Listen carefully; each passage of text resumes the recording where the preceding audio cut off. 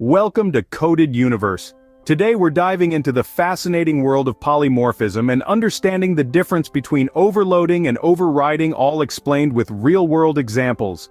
These complex-sounding terms are pillars of object-oriented programming, and understanding them can unlock new levels of coding efficiency and elegance.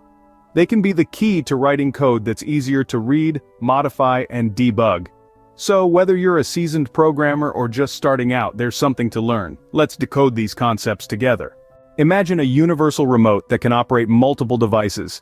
That's polymorphism in action. It simplifies complexity by allowing a single interface to have multiple implementations.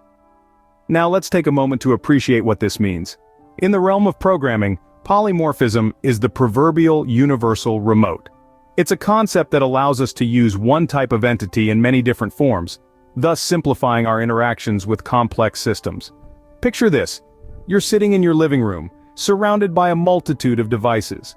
A television, a DVD player, a sound system, and maybe even a game console. Each of these devices has its own remote, each with a unique set of buttons and functions. Managing them individually can be a bit of a hassle, right? But what if you had a single remote, a universal one, that could control all these devices seamlessly? That would certainly make things a lot easier, wouldn't it? That's precisely what polymorphism does in the world of programming. It allows us to control different objects through a single universal interface. But how does this benefit us as programmers? Well, it brings about two primary advantages: flexibility and reusability. Flexibility comes from the ability to interact with different objects using the same interface. Whether you're dealing with a television, a DVD player, or a sound system in our analogy, your universal remote can handle it all. Likewise, in programming, a polymorphic function or method can work with different types of objects, offering a great deal of adaptability.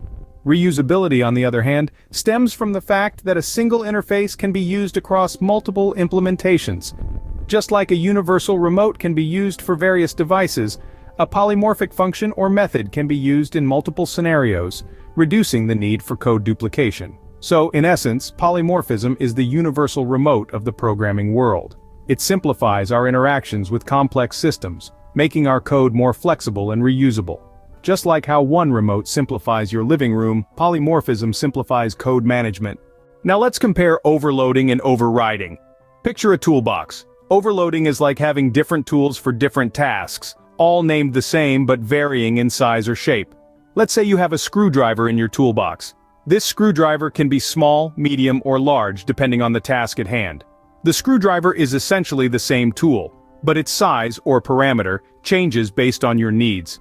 This is the concept of overloading in a nutshell: multiple methods with the same name but with different parameters. Now imagine you have an old, rusty screwdriver in your toolbox.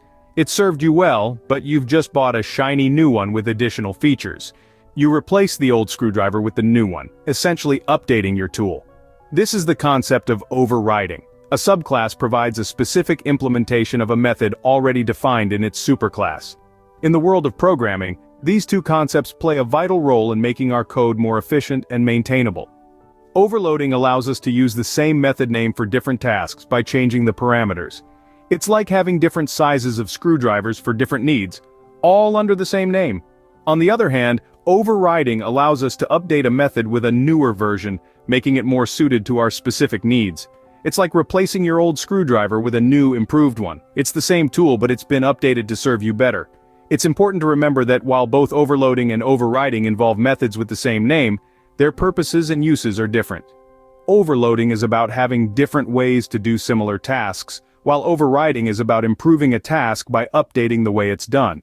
In essence, overloading gives multiple methods the same name with different parameters, while overriding lets a subclass provide a specific implementation of a method already defined in its superclass. In the vast universe of coding, polymorphism, overloading, and overriding are like stars guiding us to more efficient, understandable, and maintainable code. These concepts, like a universal remote or a versatile toolbox, simplify complexities, making your coding journey smoother. They're not just theories, but practical tools to enhance your code's flexibility and reusability.